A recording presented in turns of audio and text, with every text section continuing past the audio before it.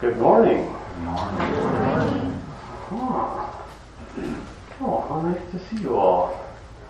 Nice to see you. It's not so easy to see you, but I see you as best we can. That's as well as we ever see each other.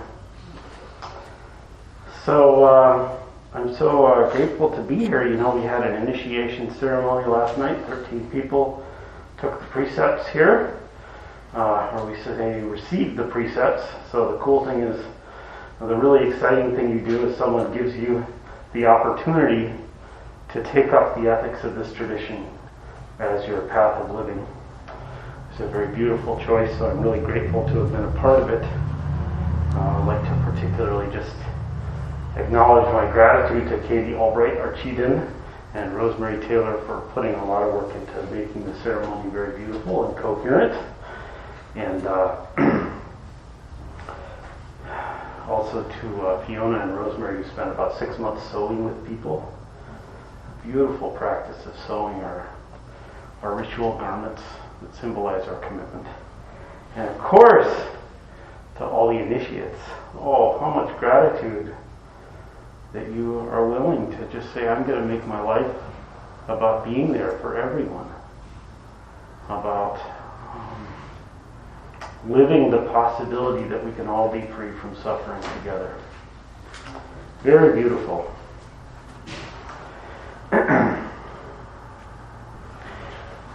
So my talk, what did I call it?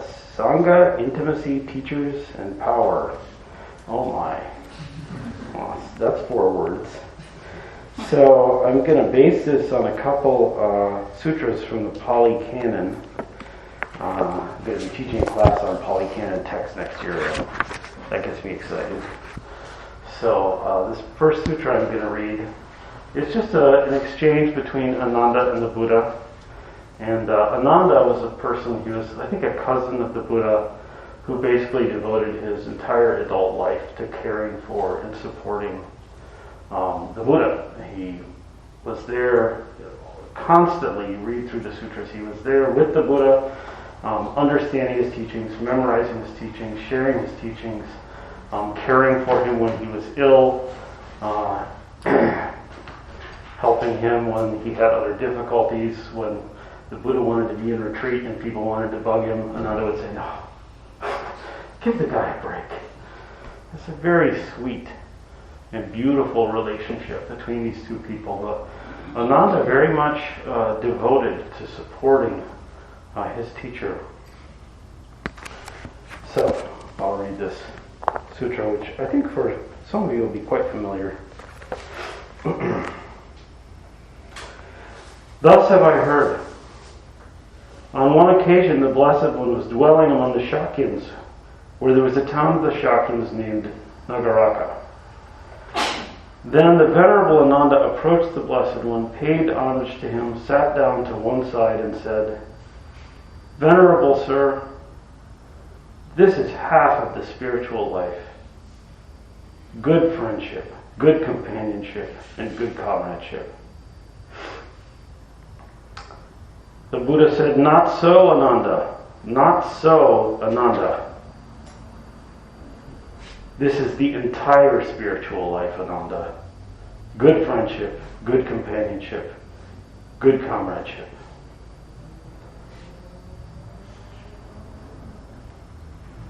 Well, that's pretty nice.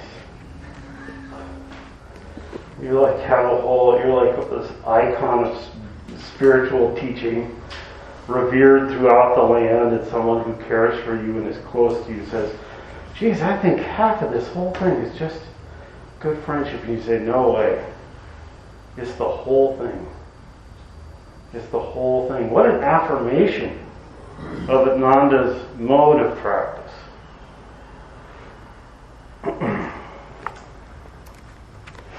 Anyway, I'll go on and I'll read the whole sutra here. It's 27 pages long. Just kidding. So, this is the entire spiritual life, Ananda. Good friendship, good companionship, good comradeship. When a monk has a good friend, a good companion, a good comrade, it is to be expected that he will develop and cultivate the Noble Eightfold Path. And how, Ananda, does a monk with a good friend, a good companion, a good comrade develop and cultivate the Noble Eightfold Path? Here, Ananda, a monk develops holistic view, which is based upon seclusion, dispassion, and cessation, maturing in release. He develops holistic intention, holistic speech, holistic action, holistic livelihood, holistic effort, holistic mindfulness, and holistic concentration, all based on seclusion, dispassion, and cessation, which matures in release from suffering. It is in this way, Ananda, that a monk with a good friend, a good companion, a good comrade develops and cultivates the Noble Eightfold Path. By following this method too, Ananda, it may be understood how the entire spiritual life is good friendship, good companionship, and good comradeship. By relying upon me as a good friend, Ananda, beings subject to birth are freed from birth, beings subject to aging are freed from aging, beings subject to death are freed from death, beings subject to sorrow, lamentation, pain, dejection, and despair are freed from sorrow, lamentation, pain, dejection, and despair. By this method, Ananda, it may be understood how the entire spiritual life is good friendship, good companionship, and good comradeship. So I'm aware that the literary style of 2,500 years ago, which actually I made some adjustments to the language to make it a little more comprehensible as I was reading. You'd be like, what are we talking about? This sounds so stilted. Well, people talk pretty differently 2,500 years ago, apparently. Actually, you can probably find people like 3 miles from here who talk pretty differently. Or maybe 2 blocks. Or maybe in this room.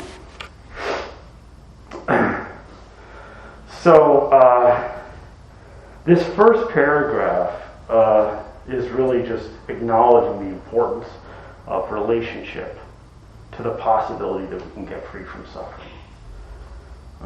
We have this emerging sense that meditation is of value in the United States.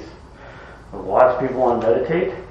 But as I read the New York Times, and everyone has their wellness articles, and like every wellness article mentions that you should meditate. Have you noticed that now? It's like, well, you can take this medicine, but also meditation would help. I'm exaggerating, but it's a lot. But the thing is, the way this seems to be communicated is meditation is just something that you can kind of do on your own. You do it for a few minutes every morning by yourself. And I'm sure that is helpful. I have experienced it as helpful. But that's really not what this teaching is about. This teaching, which is the source of the meditation methods that are being talked about in these books. This is about a collective practice that is about relationship. And in fact, when we practice Zazen, what we're doing is we are here recognizing the totality of relationship. Just to be here with everything as it is. Total intimacy. But we can also talk to people. That's another way to recognize relationship. Or be quiet with them. What a beautiful way. Or just work together in the garden. Oops, hold on, folks. Something strange has happened here.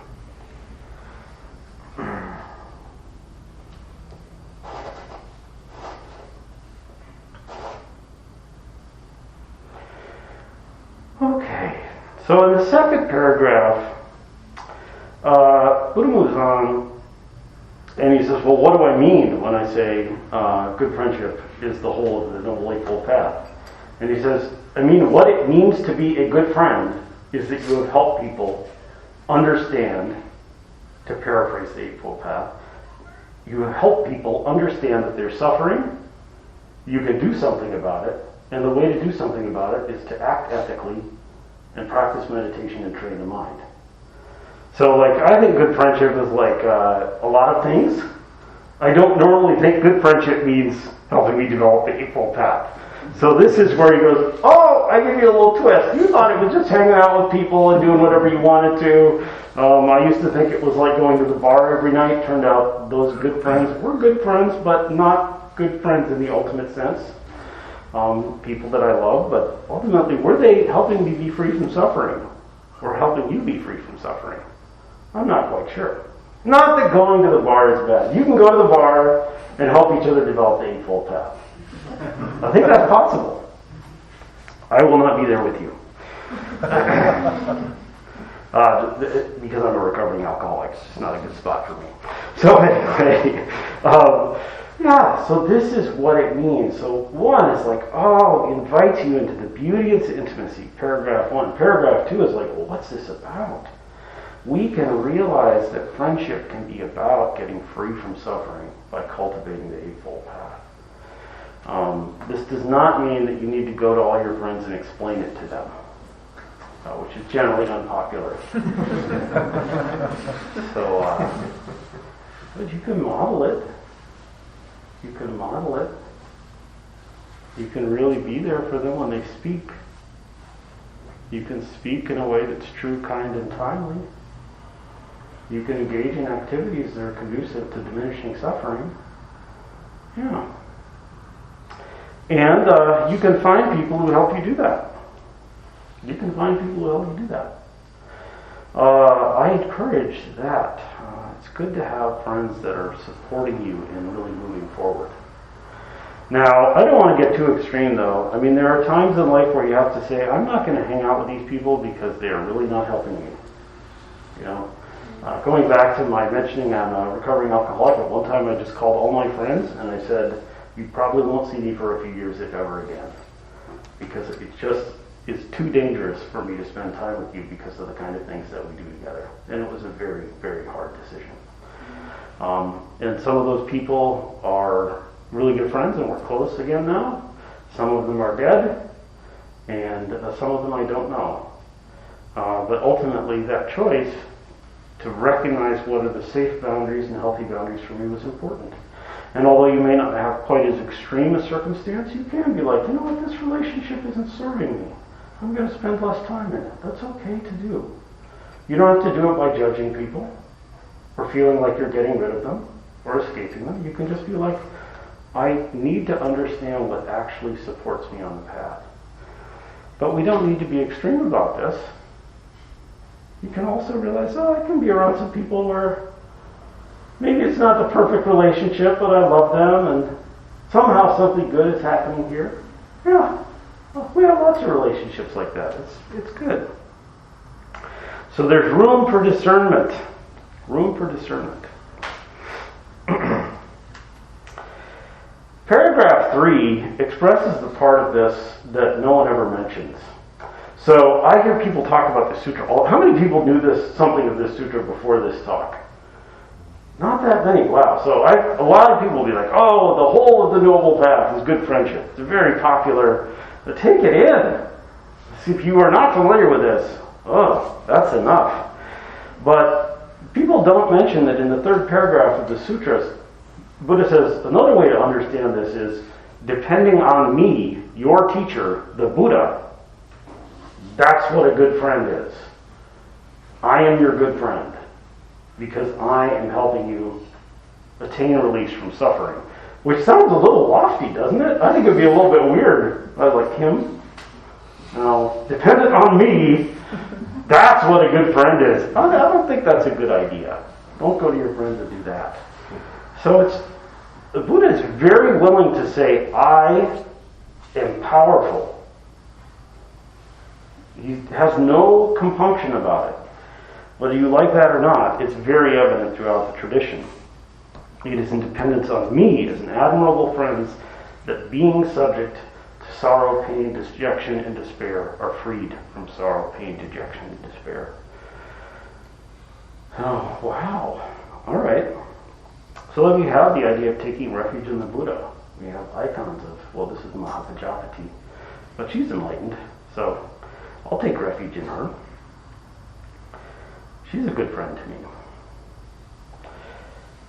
One of the twists, though, that is generally de-emphasized in talking about Pali Canon text is the use of ambiguity to begin to open the door to the non-duality that will characterize Mahayana Buddhism. Which is, he says, he says, this is another way to understand what good friendship is. And he says, it is the independence on me as an admirable friend that beings get free. So the thing is, if you can say, it is in dependence on me as an admirable friend that people get free from suffering, then you're being a good friend. In the exact same way that Buddha is claiming distinctly as himself, as the Buddha, is helping people get free and is a good friend. So that he doesn't say it's dependent on me as the Buddha. Because anyone can say this. But don't get too excited. It might be a little dangerous. Oh, everyone's getting up. You ever get that feeling? Oh, I'm really helping out. Well, maybe not. Somebody does. We talk a lot here about, people, there's a lot of people who feel really bad about themselves. Hey, some of us get pretty puffed up. That's possible too. Some of us like to oscillate. Grandiosity to shame. Oh, it's very real. It's very real. But again, this is just a reminder that what it would mean to be a good friend is to help people become free from suffering. That's real friendship. You can do that a lot of ways. Laughing is cool. Hugging, making food, going for a walk, listening. A lot of options. So this last paragraph points to an interesting tension between a very clear hierarchy where the Buddha is saying, I am the good friend. I am the good friend that you need. And no one else really knows how to get you free. Oh, geez, that sounds a little scary. But he's saying there's a lot of other people trying to figure out how to get free from suffering, and it doesn't seem to be working. And I have to say, I don't know if the Buddha is really true that he can get us all free, but it's pretty evident 2,500 years later that we haven't figured out how to do it yet. There's a lot of suffering going on. So the path continues. But anyway, this very clear hierarchy. I am this icon. At the same time, he says, well, if you can say that people are becoming free from suffering, then anybody can do that. Total absence of hierarchy. So we have very clear hierarchy and total absence of hierarchy simultaneously expressed within one set of sentences about what good friendship means. And this rings true for me. I can groove on some anarchy. I don't know about you guys. You just like running around in the backyard with a bunch of kids, and who's inventing the game, I don't know. Changes all the time. It's delightful. There's freedom. There's joy. Good friendship. It's cool. Or just like the way we're going to do this Dharma studies, to just sit in a circle and everyone speaks. We do council process. Oh, cool. But on the other hand, I think hierarchy has utility. I really appreciate that someone else figured out how to do all this stuff. Right? I can trust them. Oh, you have the authority to determine how we're going to do our online programming, and I thank you for that. Certainly Kimberly here, but many other people as well. So, yeah, I appreciate that. So this week here we had a conference in this room, in this building, called the Minnesota Intrasaga Ethics and Leadership Summit. So MZMC got a grant to host this conference. We had 28 Buddhist teachers from 11 different Sanghas representing a whole bunch of different traditions. We have Shin Buddhist ministers, Zen priests, Vipassana teachers, a Tibetan Rinpoche, other Tibetan teachers, Order of Interbeing teachers. I might be leaving someone out. It was really cool. Wow, it was really cool. And what we were doing is we were getting what's called right use of power training. So understanding how power dynamics work in a hierarchical system so that we could learn how to be aware of problems that can arise and diminish harm. Because harm comes in this life, and it comes at times through hierarchical systems, and it has definitely come because Buddhist clergy have had a lot of power and have abused and misused it. So we wanted to get together and figure out how can we mitigate this and diminish it and do better. So it's quite wonderful. So one thing that came out of this is just to recognize that teachers need to remember that they have power. So you can't like pretend you don't. Oh, we're all this together. It's like, yeah, if I can decide who gets ordained, I have a lot of authority here. So I need to remember that, even if I want to just be like, I'm with you. And we all need to kind of hold that carefully and respect it. And another thing is just that students need to recognize they have power. Can't be taken away. Everybody always has power. In the training we were receiving, we call it personal power. But in Buddhism, we just call it the Four Noble Truths, which is that you have power to do something of benefit, always.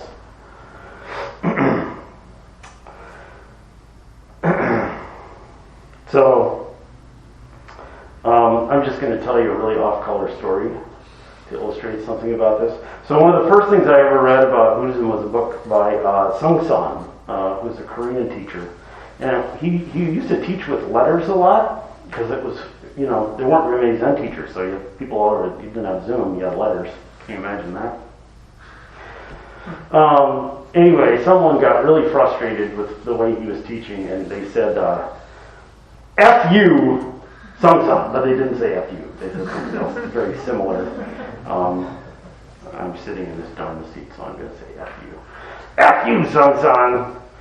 And Sangsan wrote back and he said, thank you very much for F you, Sangsan. Thank you very much for that. Someday when you are enlightened, I will give it back to you. So, the thing is, here he recognized he was the person who needed to hold that. And it would be entirely inappropriate as a teacher with the power that he held to return it. So he recognized in that exchange this power differential in a way that I believe was skillful. Having said that, I'm a person, so please don't say F you, Ben. It will make me sad. If I'm doing something that you think is harmful or unskillful, I invite you to come talk to me about it. We can have a conversation, and I will do my best to meet you and see if we can find some way to deal with that. It's also true, though, that Sangsan made what I consider, and most people in this day and age consider to be substantial ethics violations. So he was a celibate monk who had taken vows of celibacy, and he had sexual relationships with several students. Both the power differential should make sexual relationships with students and teachers always off limits, and in this, according to our ethics policy here, they are, but also he had a vow of celibacy, so that was a twofold ethics violation. So, people are complicated, and this doesn't mean that, this doesn't diminish the harm that was done by that. One of the nice things is that he did acknowledge the harm and make efforts to repair it. I don't know to what degree, I don't know the details, the degree to which that repair felt complete to people. But, this is real. And of course here at MZMC, we have our teacher, Katagiri Roshi, who founded this place, who's very beloved by many people who practice with him, deeply beloved, did also have sexual relationships with some of his students, and he was married, he was not celibate. So again, we have a dual ethics violation. And, to me, I just want to be real. We can just talk about what happened and figure out how to make it better. This all came to light after Katagiri had died, so he has no room to make repair now. But we have power. All of us. How cool is that? Basic idea of Buddhism, and we don't have to keep doing the same thing over and over again. So, we have trainings for our priests in how to recognize and avoid this stuff. We just had this conference here. We have an ethics policy. If you've never read the MZMC ethics policy, and you are a member here, I really encourage you to read it. It's like 2 pages long. You'll survive. It's kind of boring, but it's good to just know. And, so it's important.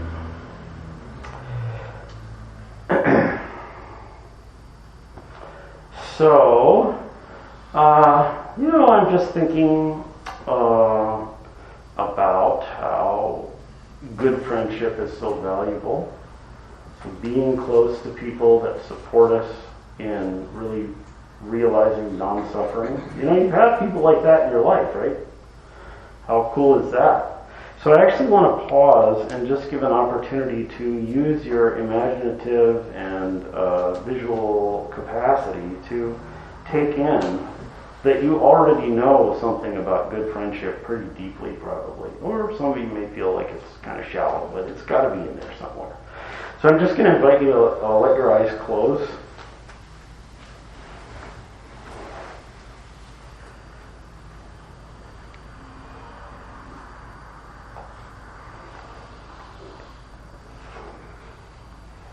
And let your attention settle in the body. If you like to use the breath as the foundation of mindfulness of body, that's welcome.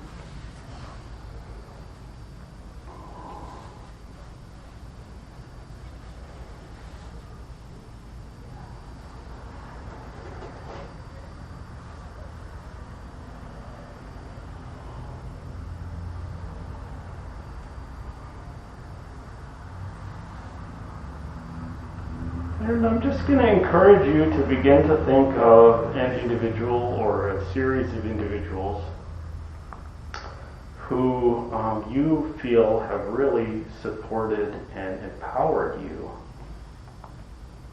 in your life. And they don't have to have done this perfectly, but just who comes to mind if you think of people who have really supported and empowered you? And here trying to kind of focus on that side, so if it's a complicated thing and maybe they did some stuff wrong, you can go, that's not what I'm focusing on right now.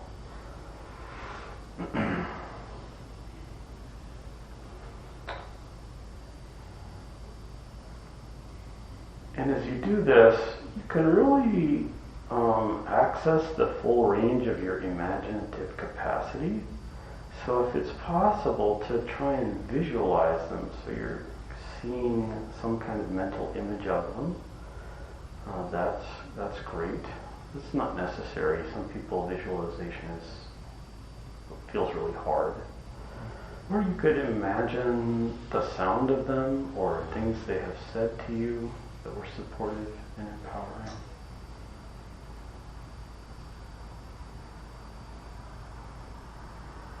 Or maybe you can remember a particular circumstance of being with them and really draw to mind the details of that experience in your senses, sight, what you saw, what you heard.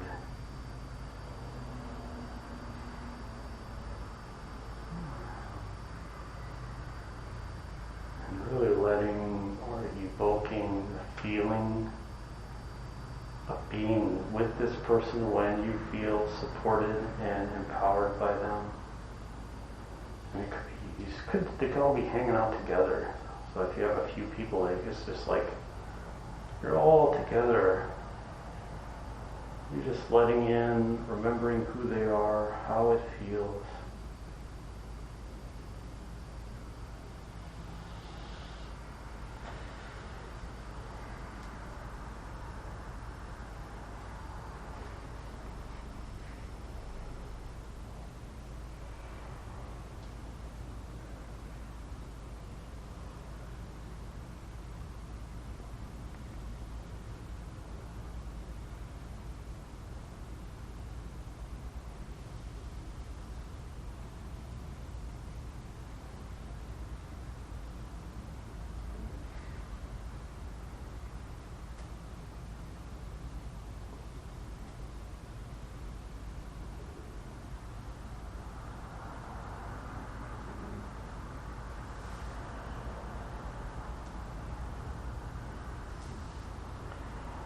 And however you're holding this, whether it's like a visual imagination or sounds or just thinking about it, just see if you can, over the next few breaths, let the whole process and imagination dissolve into the darkness behind the eyes.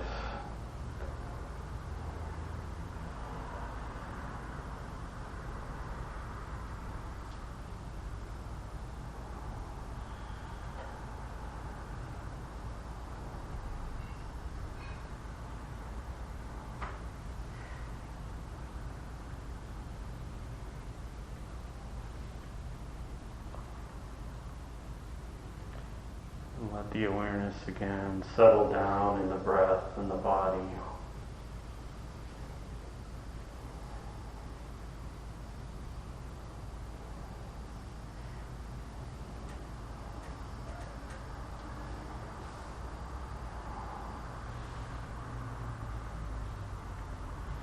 Let the eyes open, and we can offer a bow.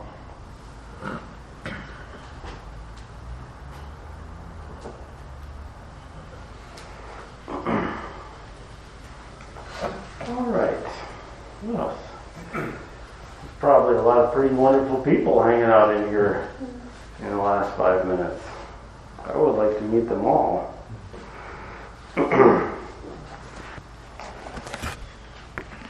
So here's another Pali Canon Sutra, which Bhikkhu Bodhi titles How to Arrive at the Truth. Or it's the little pieces of it. It's kind of a long sutra. Let's see.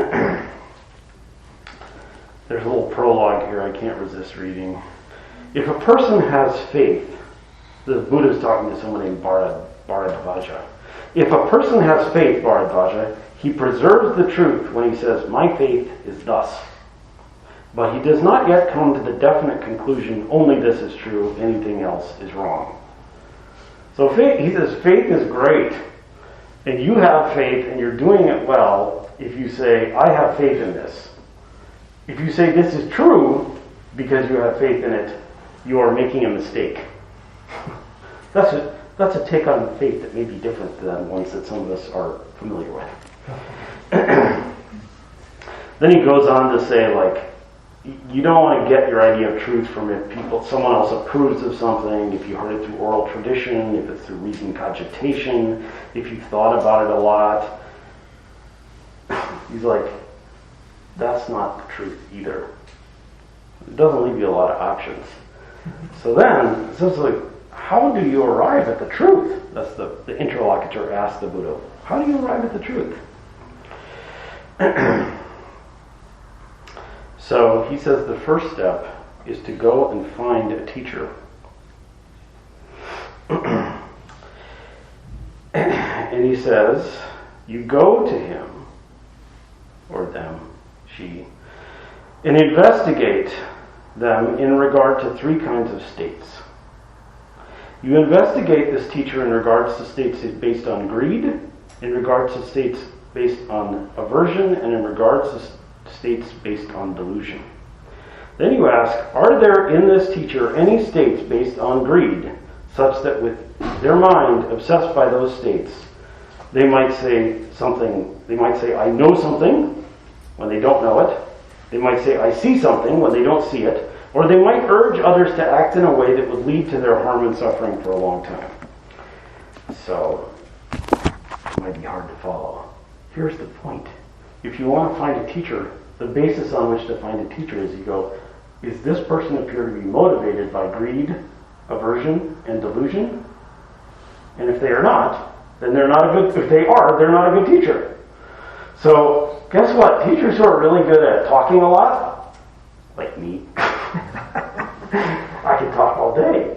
This is not a good basis for determining whether I'm a teacher. You should be investigating me on the basis of whether I do things that are harmful or not. This is the basis that the Buddha gives for making your first inquiry towards the truth. Find a teacher who actually acts in a way that is really beneficial. Sadly, I don't think we're going to find anyone who does this perfectly. Certainly, if you're looking for someone perfect, I'll see you all never. I cannot meet you there. I'll do my best. I promise to really try and act without causing harm. But I'm confident that I will not be able to do that perfectly, so I need your help. So, but this is the basis. We determine the teacher based on the fact that they're not being motivated by the 3 poisons of desire, aversion, and delusion. And if you find somebody you're like, it seems like that's not where they're coming from, then it's like, all right, now you can put faith in that person. So this faith isn't like they're absolutely perfect or anything. It's just like I have enough trust in this person to listen to them and see whether what they're saying is helpful. So, and then basically goes through a whole series of things. You have, then, if this is true, you place faith in them. Filled with faith, you pay respect to them. And you might be like, I don't want to do that. But I'm sorry, I'm sitting on a platform. If you don't feel like that, I certainly feel really honored that you were respecting me. Having paid respect, they give ear. Well, you're listening. So we're just doing this, I guess. When you give ear, you hear the Dharma. Well, I'm reading the Dharma. This is working out really well. Okay. Having heard the Dharma, they memorize and examine the meaning of the teaching. Well, you may not be memorizing it. But I do encourage you to examine it. You know, after this you can go home and be like, did that ring true? Did it not ring true? How does this work for me? If you ponder them and they seem effective to you, you can accept those teachings. And if that happens, desire springs up. When desire springs up, one applies one's will. So it's like people show up for Zazen. It's pretty cool. We encourage each other.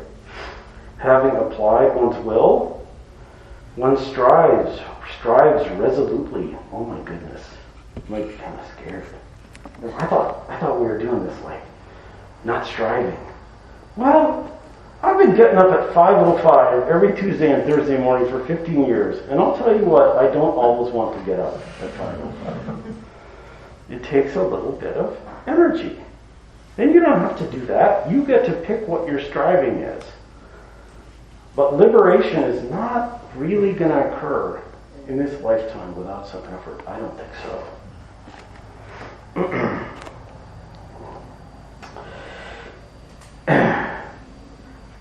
Through resolutely striving, one realizes with the body the supreme truth.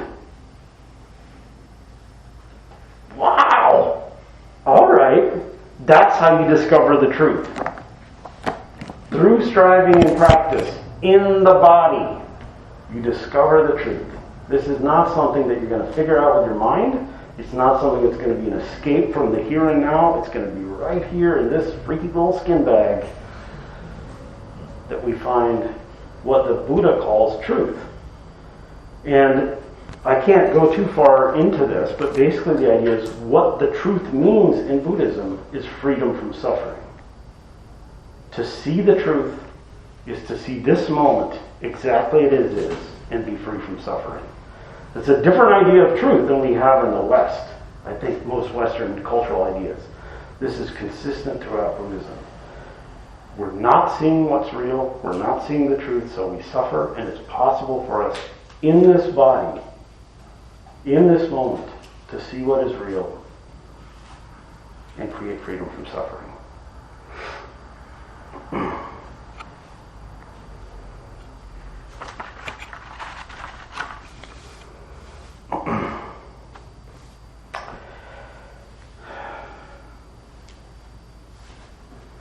So I thought of like a little slogan for this talk, because you got to do the striving, but you need these relationships, right? So you need that good friend, but you need to do the practice. It goes right. So this is my little slogan: no one can do it for you. You cannot do it alone.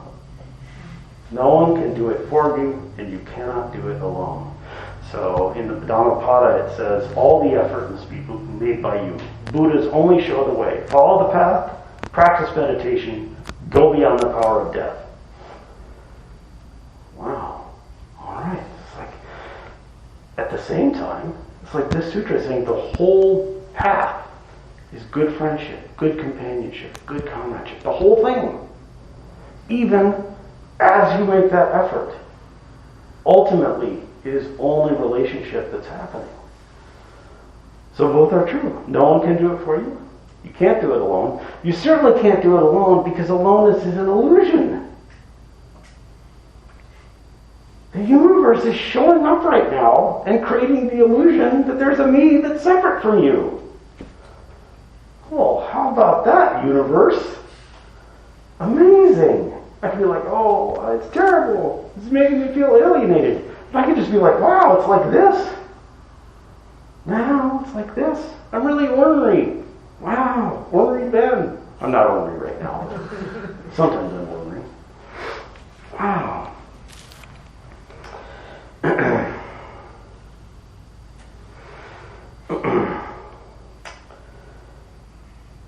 So, good friendship is the whole of the noble life. And I'm talking about this, but I feel like I'm just observing what's actually happening. So when I come to this place, what I see is people doing really beautiful, wholesome relationships and supporting each other and enjoying each other, making mistakes and making repair. It's pretty cool. And people do this a lot of other places. Not like the only place you can do this is in here, I hope. But I hang out here a lot. So this is what I'm noticing here. Everyone can be our friend on the path. You meet anyone, you could be like, wait a minute. From you, I could learn how to live this path better. This is really true for people who you find extremely annoying. They're wonderful friends to meet and be like, you're like that. I'm like this. I can do something that will help us be more free. Wow. Wow.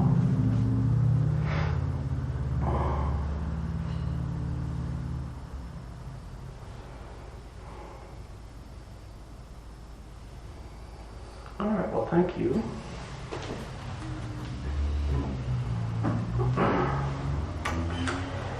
And this is the time where it's nice to invite other voices. So other voices can say observations, reflections, comments, or questions. And you can just jump in.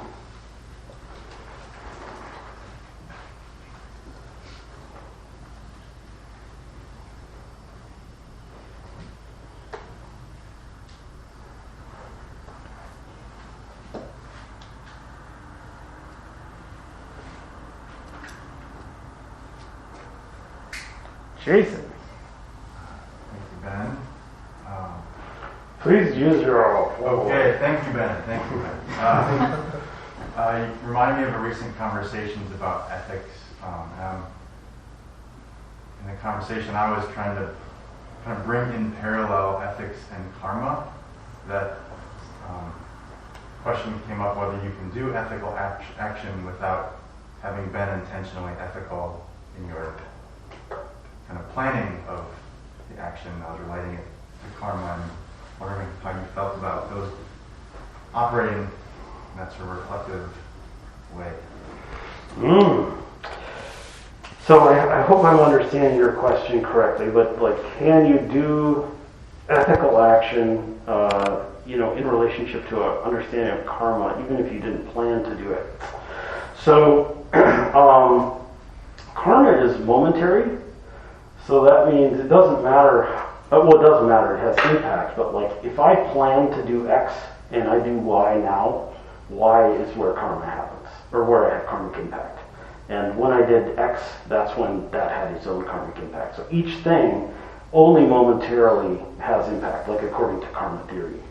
So that is to say, well, I don't know. So what it comes down to, what ethics here comes down to is understanding that everything's interdependent, and then operating, trying to figure out, discern what would be effective at helping everyone in this moment from that understanding. And so, you might plan one way, but then you get there, you're going to do whatever you do in that moment. Every moment becomes the ground where ethical action is possible. And of course we have some precepts, so they kind of help. It's oh, I vow not to kill. That helps me. I'll be oh. But it's kind of complicated. You know what I mean? Because I probably just killed some microorganisms when I scratched my head. Right? So it's complicated. But that complication doesn't take me off the hook. It's it doesn't matter. It's too complicated. It's no. I want to constantly be thinking about this. So I don't know if this answers your question, but thank you for it.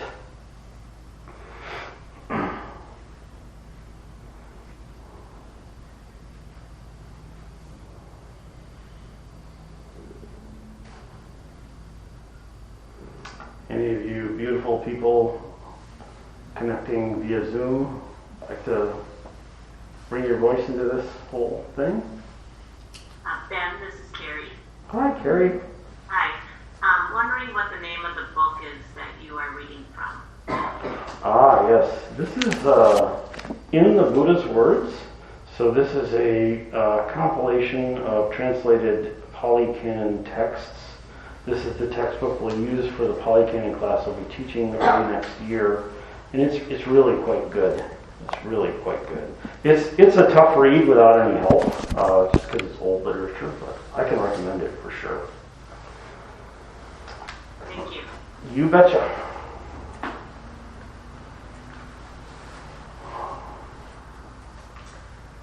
Good morning, Ben. Yeah, Tanya. Morning. I'm so glad that you chose this topic for today because the primary reason I came here today, rather than just staying at home and listening on Zoom, was because last night with initiation, I was really sad that we couldn't all be together in one space, in one room, and I'm like, I just need to be here with everyone. Even though I can connect on Zoom, I need to be here. And I just really appreciate your talk. Kind of reaffirmed that connection and relationship are definitely important and definitely a reason to make a drive in the morning. So thank you. Thank you, Tanya. What a great mystery is the time of hybrid programming.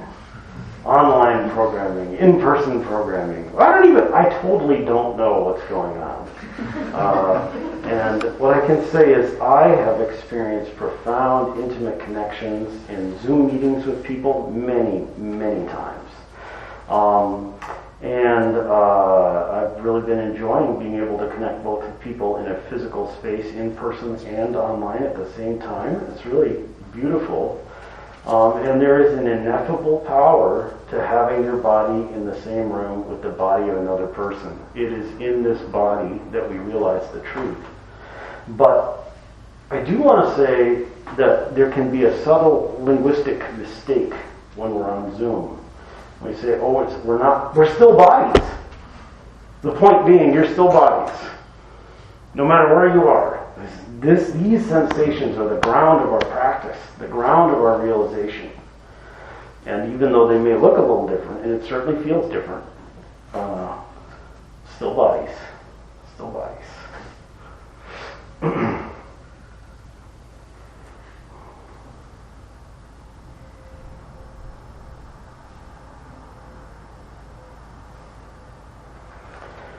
Okay, well, it sounds kind of like you all have attained the truth in this very body. It's like beyond words, which is pretty cool.